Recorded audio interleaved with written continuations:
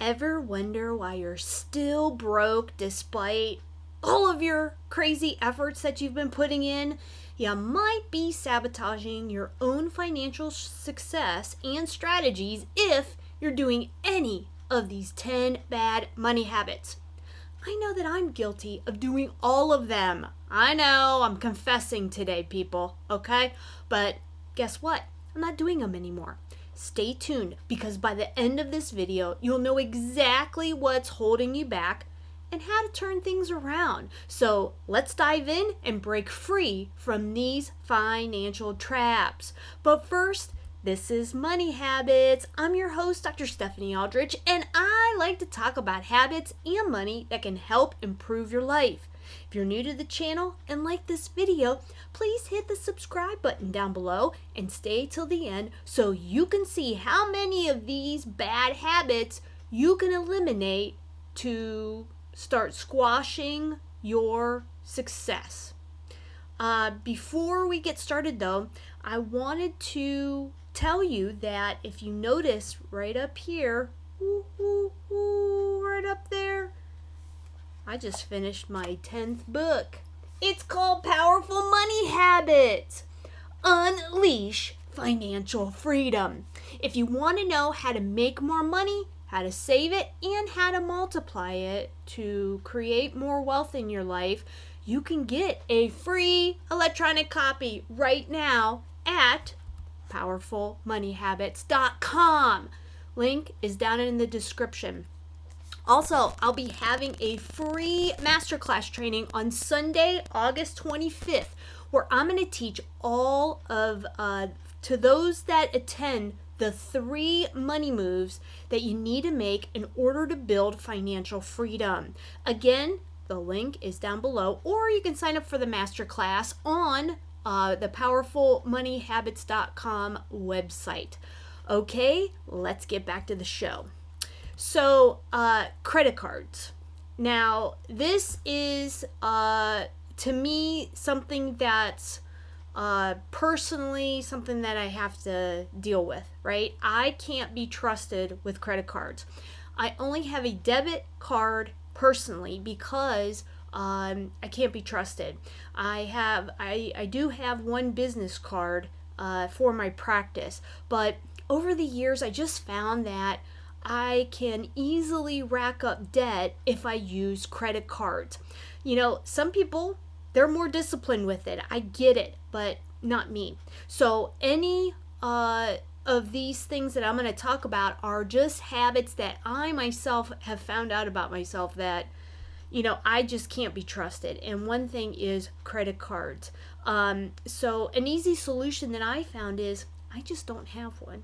Once I sell my practice and obtain financial freedom, I'll just get rid of that business card too and just have a debit card. I love to pay in cash for things that I want, because then I know that I can afford it and that I won't mess up my budget. The second bad money habit is basically playing the doctor role. I thought that once I made a lot of money that I was supposed to be that type of person, right? Playing the doctor role. I joined the country club. I drove a Mercedes. I ate the fancy steak dinners, right? At the fancy steakhouses. But deep down, I didn't feel like that type of person. You know, I grew up in the middle class, and that's kind of where my loyalty stands. I'd rather have money in the bank silently working for me, right, in my investments, than to look rich on the outside. So many higher income people fall into the doctor stereotypes, and I know so many of them that are living paycheck to paycheck because of it. They inflate their lifestyle to keep up with other doctors, and in the end, they don't have a pot to piss in. I stopped that right away, and I haven't regretted it one bit. You wouldn't even know that I'm a multimillionaire just by looking at me, because I don't look it, right? Look at the clothes that I'm wearing. I'm just wearing a t-shirt today. I don't look fancy and I don't act fancy, and that's just how I like it. I have more time. when I was young, I always figured I'd invest later, right? I invested late. Why? Because I thought, hey, I've got plenty of time. I can do things later. I'll just enjoy myself now and save and invest later. Well, I woke up at 39 and found out that I wasted all that time when I could have enjoyed compounding growth in my accounts, right? To build my wealth. So definitely don't do that. Start saving and investing for your future right now, today. Just go right now. Stop this video and go sign up for a brokerage account, or put a note on your to-do list and talk to your HR department and start signing up for any of your retirement accounts. Because if you start saving and investing for your future right now, today, your future will be here sooner than you think. Okay? The next one is, I was always good at saving, but I was bad at investing. And although with the time thing, I found out that I was really good at saving my money, but not necessarily good at investing it and growing and multiplying it. I had to step back and start educating myself on what investing was and how I want to invest my money. And again, I haven't looked back since. Now I'm comfortable not only saving my money, but how I'm investing it too. The next one is ignoring my progress. I only filled out a financial statement when I wanted to borrow money for my practice. The bankers usually wanted to see all of my assets and all my liabilities, and that's the only reason that I ever filled one out. What I didn't realize was a financial statement is basically a financial report card that helps me look at how I'm progressing towards my financial goals. By knowing what my net worth is and actually tracking it and writing it down quarterly, I can see where my focus is and if I need to tweak something in order to hit my financial goals.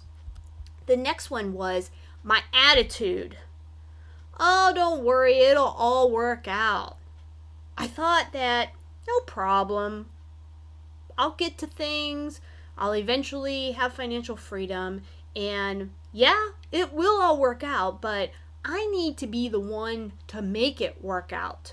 I need to know about investing, I need to know about sales, and I need to know how to run a successful practice. I needed to be the one to know what my spending, saving, and investing numbers were, and I was the one that needed to create a financial plan and then be the one to execute it. It's all me, baby. I have to be the one to take responsibility. The next one was ignoring the math. I never actually calculated any of my numbers before. How much debt did I have? What did my lifestyle cost? How much money will I need to reach financial freedom? It's all simple math numbers, and I was totally ignoring it and blowing it. The next one is no budget. I know I always bring up the B word, but I never did a formal written budget until COVID hit in 2020, and my business was closed, and I thought, holy shit, how am I going to pay my bills? What are my bills? Will I even have enough to pay them? That's when I got real serious about budgeting, cutting out trivial expenses, paying off debt, and investing now 67% of my income. Because I did a written budget, I paid off all my debt in 18 months. That includes my house.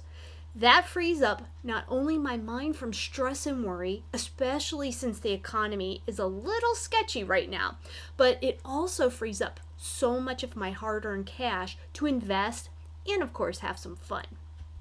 The last one is the payment mentality. This was a big one for me. I grew up in a household where we could afford anything we wanted as long as we could afford the payments. But all that did was make me owe money to everybody. And I mean everybody. The house, the credit cards, a car, business loans, consulting loans, you name it, and I owed everyone money. I have totally gotten rid of that mentality and only pay cash for the items I want.